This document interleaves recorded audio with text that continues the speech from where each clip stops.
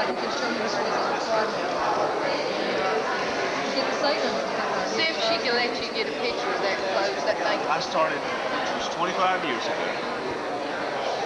He took me under his wing, sort of. Any spare time, I'd go to Mr. Hug. So for a while, 14 years straight. Start off, we waited, then we started diving.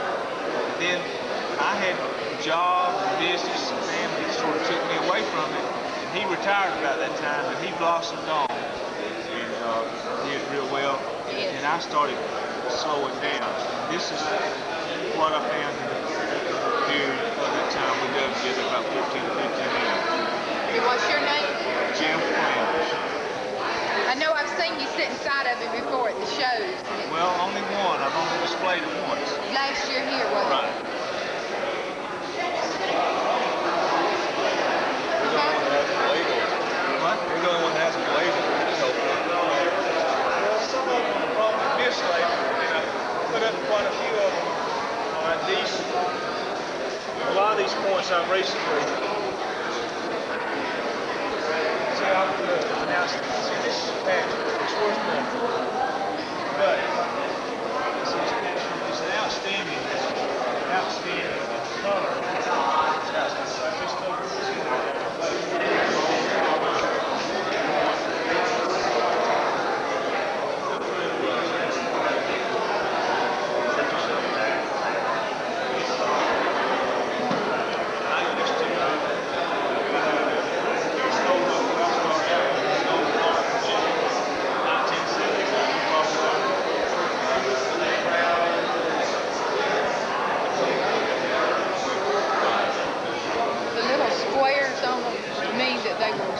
or shipped and they've been repatched to fill in places is what this is. Oh, okay.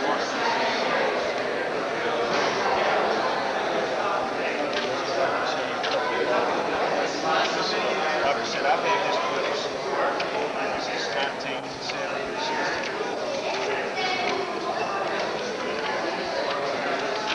But there's back to the bowl.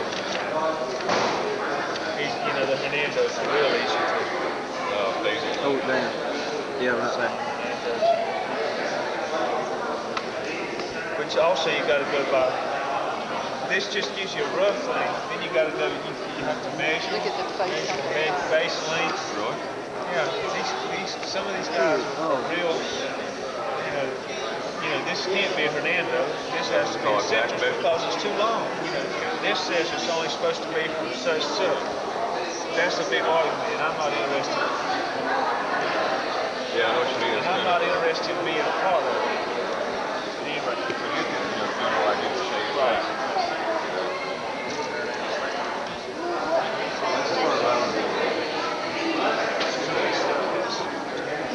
Some of these Hernandos, to me, as pretty a point as I have in my collection. You've got the Elk River. Yeah, I like that. These Hernandos are unreal. Right? Yeah, those are nice. This one may have had just a little bit of the base, but at any rate, I tried to make but these are just unreal points. Those two especially. That one is nice. Well, the workmanship may have been nice before 11,000 years of erosion in the river. But yeah, it's rare, so it's nice. These Clovises are super nice too now.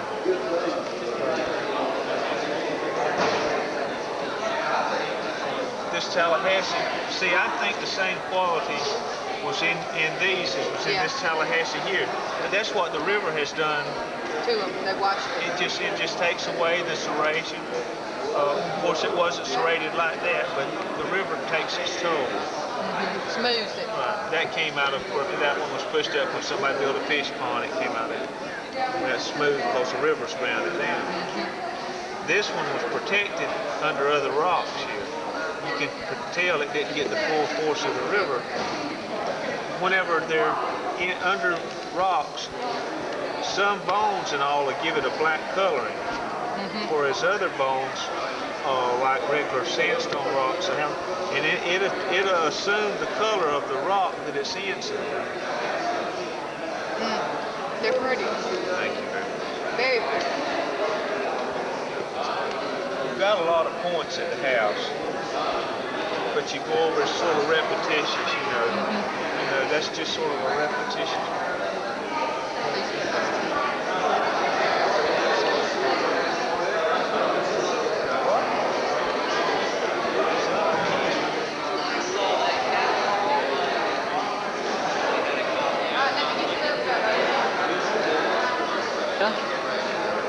Well, where do I start? What's your name? Grant Groves from Orlando. I'm Scott Hyman from Apalachicola. And most of this stuff I brought, I've got a lot of other river stuff on, but this is mostly Central Florida stuff because I thought up here you probably wouldn't see a whole lot of. You didn't bring your good stuff last year, as I remember. He's got pictures of it. Well, Yeah, I looked at the pictures. this right here is stuff from off of Lake Monroe. This is off of Lake Apalachicola. This is all Lake Apalachicola. This is different places on the St. Johns River. We find a lot of different kind of bone artifacts in the lake because it's real mucky, places where it's real mucky and all. This is just stuff from Green Swamp over to Brooksville, Tampa, you know, in that general vicinity. All these points here and here are from out of Santa Fe River. This is off St. Johns River here. This is St. Cloud, from a place in where it must have been a mound there they pushed down in a grove and it's scattered over the countryside. And we go out there crawling around on our hands and knees picking up the beads. This is Lake Monroe. This is all out of Lake Apalachicola here. It's Tuckney River. And this is different places. This is just a conglomerate. I just put them all together because they're basically the same age time period. This is all Peace River. It's Tuckney and Silver Springs on the end. What is this? It's bone. It's an upper palate of a muskrat, and these are some of the lower jaws. Apparently they were, I don't know what they did with it, they probably ate them, but they used a lot of the muskrats. Did you find this like this or you put that? No, it just seemed like it kind of fit in there, but... Looks nice. No, we don't, well, we hunt on the land. And you find all the little beads in the water? Beads? No, these shell ones we sifted. Most of these glass beads we picked up in Orange Grove. When they disc it and it rained, we just crawl around on them. They're so tiny, they're hard to see, and you got to get down on the ground to see them because some of them are just so small. And I found some pieces of silver there too that must have been coins that the Indians pounded out, but they've been so hit with a disc, you can see all these marks on them where they was beat up pretty bad. He's got some nice ones. Very nice, yeah. Yeah, I love the bone. That's only unusual for getting down south. You get up here in the Chicola, but you can find bone. Oh sure, St. Johns River is full of that stuff because all the shell, rotten shell along the shore there, a lot of muck and everything. Matter of fact, there was one site on Lake Monroe where I started getting into organic stuff, and I knew it was a pre-ceramic site, and I knew it was good, so I called Dr. Purdy, Barbara Purdy, and at first she didn't seem to think much of it, and I said, you ought to look into this. So finally I convinced them to come down and look at it, and they were really impressed because it was pre-ceramic and all organic was there, and they found gourd, pieces of gourds and gourd seeds, which to her was important. Didn't mean a whole lot to me, but she said it was pretty early cultivation. And be put in here without too an intense exposure right away.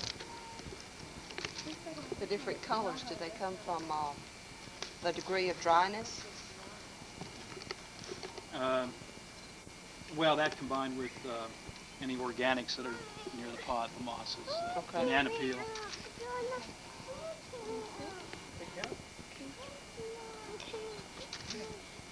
What's it doing, picking up the color from it?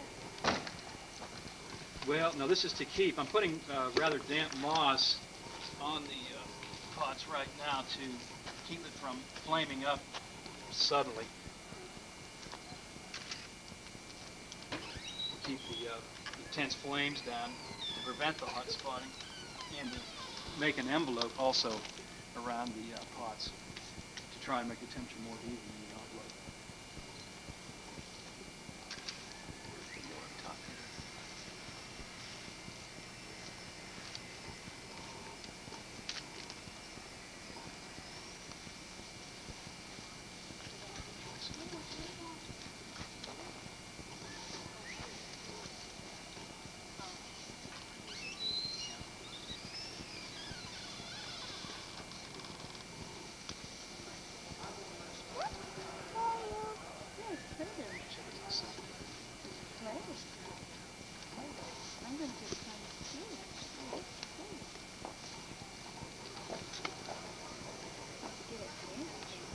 Now you do want the pine straw to burn though. Is that correct? Yeah. It should reach a temperature at some point here. We'll hopefully not while we're over it. Better hurry. Let's start on that one.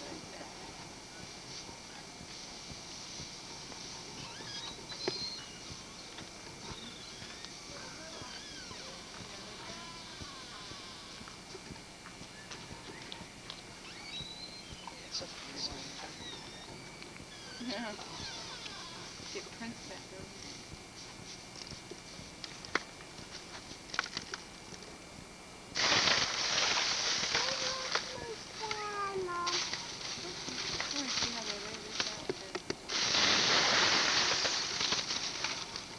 It's kind of neat. It's all native plants and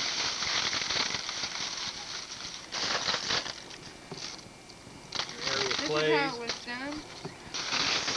Well, I don't think we're really sure yet at this point. We can only follow your present day primitive tribes.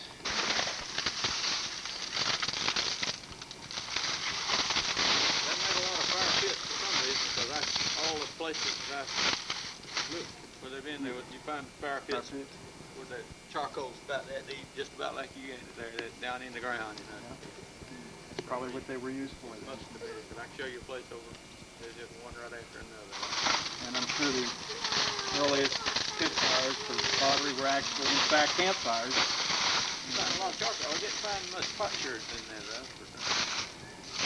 I would be interested to know if anyone has ever found a storage pit for clays, like a clay mass or a dried mass, probably, or maybe even still wet. A lot of charcoal in it. A lot of looked like burned lighter, you know, where like they burned lightwood, you know, something there. A lot of charcoal in those pits like that. Without anything else around it. Yeah, I'm gonna do it.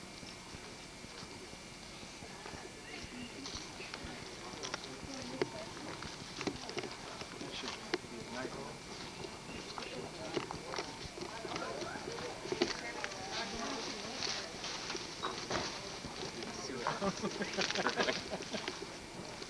I think it'll burn for a while. How long does the process actually take from, say, like beginning to end, to the pots are complete? Well, I guess Depends on certain factors.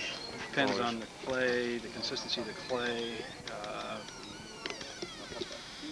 Depends on how adept the artisan is. A pot can be made if the clay is not too wet. If it's plastic enough, you can really whip up a fairly good pot in an hour or two. And, but then the drying process must begin. The pot must be totally dry, and even exposure to humidity, as our area Indians must have dealt with. It was a difficult at best procedure. The humidity is absorbed by the pots and can cause fracturing and cracking, create a waster. More grog. More grog.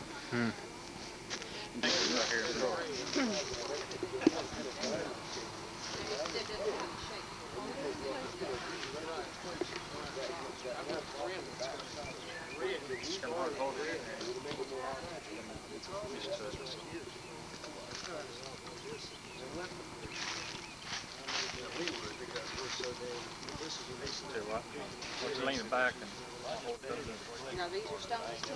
yeah, that's volcanic glass. Okay. Okay, throw this. You almost got it. That's a pretty good try.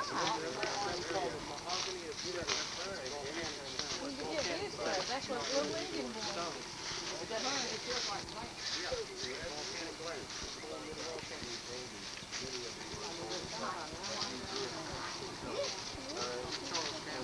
There's two things. You want to try it with that one? That might be. There's two things. With that one? Yeah, it looks like I can. Yeah, on this one, see. Put your two fingers in there like this. Oh, I'm sorry. Fine, no problem. Let me sit That's on right my there. You shoe. take it to the thumb. It's a little bit easier to use.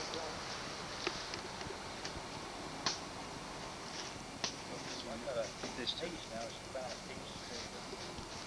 It's about that big around. It's round, but it's flat. But all of them have Okay. this kind. There you go. Put these two fingers in. Okay, just hold it. Oh, wow, you did real good. That's really good.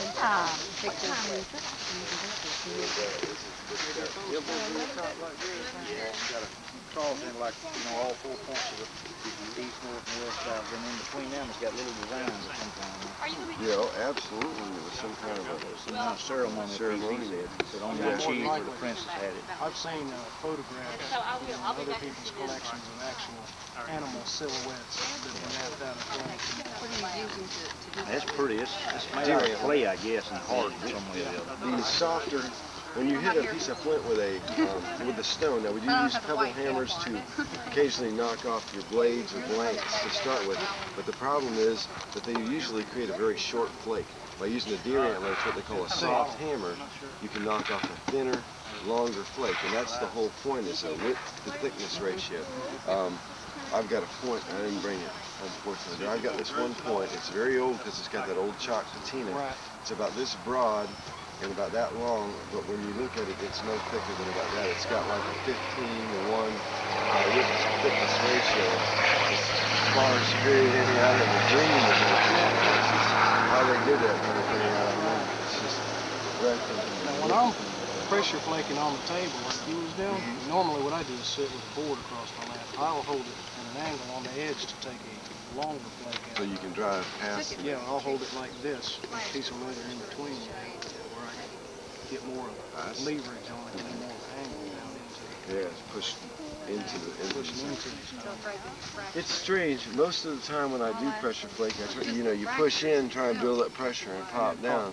But I've found with certain stones like that obsidian, sometimes you can take that stone, and I'll be sitting there trying to drive into it to drive a long flake.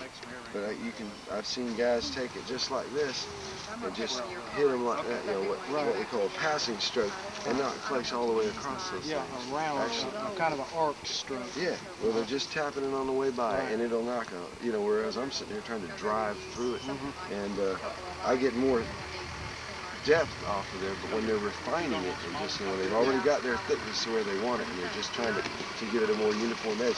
You'll see them doing like this, and you'll get just these paper thin, beautiful little flakes off of it. This hornstone, as you can see, this piece here's got what we call a bullseye in the middle of it.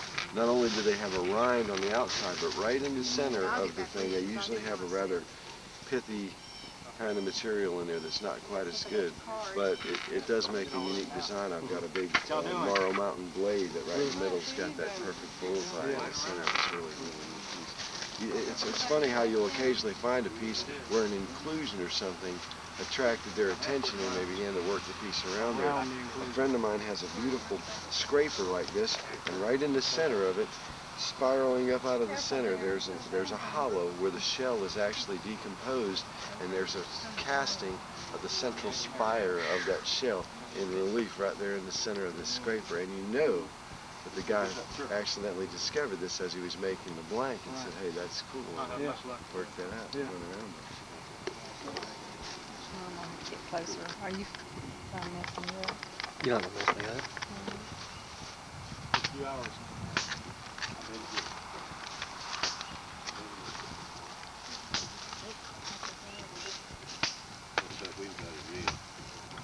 Hard stuff. It's good stone though. But it ain't as hard as that Blountstown out there. Man, that is one hard dude. And that's why I was intrigued by what you were saying about that heat treating. A friend of mine gave me a couple pieces of this other stone that were just, couldn't do anything with it. And it was beautiful, beautiful I found stone. a lot of the stones that are more crumbly, if you heat treat them, they'll go ahead and make it a more of a consistency like this, more of a glassy consistency, you know, and it makes the flake come out nice and, you know, smooth like it's supposed to be. Not real grainy. That's right. Yeah. Flake instead of crumbling. Instead of getting those stack and step fractures. Indeed.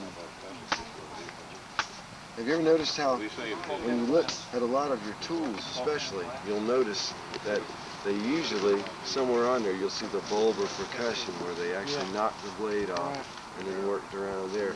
You start noticing that more on the tools because the first thing they did when they were napping points was try and get rid of any irregularities. Also, you know, when you start making your points, you start finding out that as you create your blank, the thinnest part of your blank should be your base rather than your tip. Most people start to look at a blank, and if one end's thick and the other end's thin, they'll make the thin end the tip and start working the thick end to the base. That's wrong. Number one, you're going to take a lot more material off of the point anyway. Secondly, if you look at an Indian arrowhead, their base is always perfectly thin. That's right. That's the most important part to them. The blade, you can, if you can't, exactly, and if you can't get the blade thin, they can always bevel it. If you look at your bevels, they may be very thick, but they can still put a good edge on them by beveling, and like this one here. The base is thin, the blade is thick, but the blade's still a good blade because they use a beveling technique. So you can save a thick blade, but the problem with this is you can, anybody who's familiar with Indian arrowheads would say that's not an Indian arrowhead because of the fact the base is thick, the tip is, so that was where I made my mistake. I should have reversed it. By the time I got this down to where it was shaped like a point, I'd have removed enough material to have a thin tip as well. So that's what I always do when I've taken the bulb. I'll usually try to aim a point at it, you know, and go ahead and use the thin edge, you know, to make it easier to notch. And it's a hard thing for a new, guy that's just starting out. It's a hard thing for me. It took me a long time. I finally realized that the guy, like I was reading that Waldorf book, and he said the Indian points always have a perfectly thin base. That's right. And it's because, I read his book also. Yes, sir. He's like the father of this stuff, you know, as far as everybody that I've ever talked to says, yeah, you ever seen that Waldorf book? Well, how do you get a hold of these books? Well, they may have a copy in there, but there's, I can give you my number, you can call me, I'll give you the address, whatever. It's Mound Builder Books. It's this gentleman's name, D.C. Waldorf. In fact, if you go to the library, yeah, it's in Branton, Missouri. If you go to the library, you can probably find a copy just about anywhere. It's called The Art of Flint Knapping with D.C. Waldorf, and it starts out, he tells you how to make blanks, how to go ahead and just every step-by-step thing. Even now, the new edition goes into the fluting techniques, which is very, very difficult. They started putting things in clay and using clamps and all these kind of things to try and create these beautiful paleo flutes, which are very difficult because a lot of times when you're trying to knock off this long channel stroke, you'll have a beautifully, perfectly made point, and you'll hit it here, and you'll find it separate way down away from where you struck it at a lens snap and drop the tip off in your hand. There's still a controversy there as to whether they fluted the blanks and then worked the points, or whether they went ahead and made the point and then tried to flute it in the end. Practical, you know, if you look at it in a practical sense, you have to think that they probably tried to flute it somewhere in the middle before they refined it completely, because what a heartbreaker to put all that work into something and end up having an end snap on it. Well, he shows you how to make one all then. Oh yeah, step by step. It goes all the way through there. I had the address where you could write him. Oh yeah. Hey, his wife wrote me when I asked her where they get me somewhere. She said she was going to a show and offered to pick me up and move something. Well, you know, they say elk don't work. They say that you know, the size is right, but according to Waldorf, elk is useless because the material in the center, the fifth material is so much of it the outside is very, very thin. You can't make around the time. I've already tied it 3 times. Time again. Don't dare. Only the very outside has any hardness. It's not hard enough to fit. So he says that loose end is almost solid all the way to the center. So that's the thing. They've also started using some of these animals, antelope and things that are still. Tell him your name so I'll know whose collection it is. Yeah, I'm Tim Cassidy, and this is my collection on the Archaeology River. I'm camera show.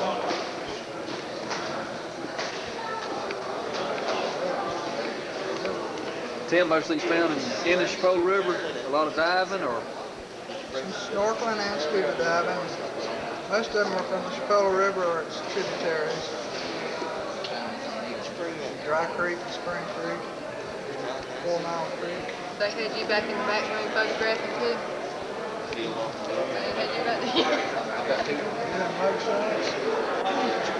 No, they... Yeah, I met her a while ago. I asked her what she knew why.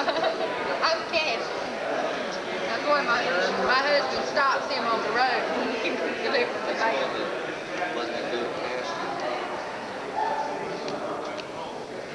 So I had a piece of pottery she had to take a picture of her.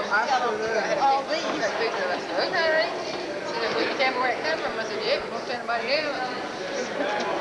Did you get that too? Like an old wieners? Yeah. That's a stone? It's a stone that was used to do the rough flaking on these points, some of these points.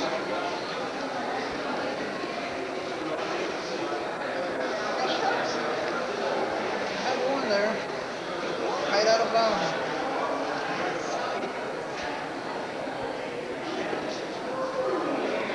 I didn't find that many pictures. I've looked a lot for a lot of years.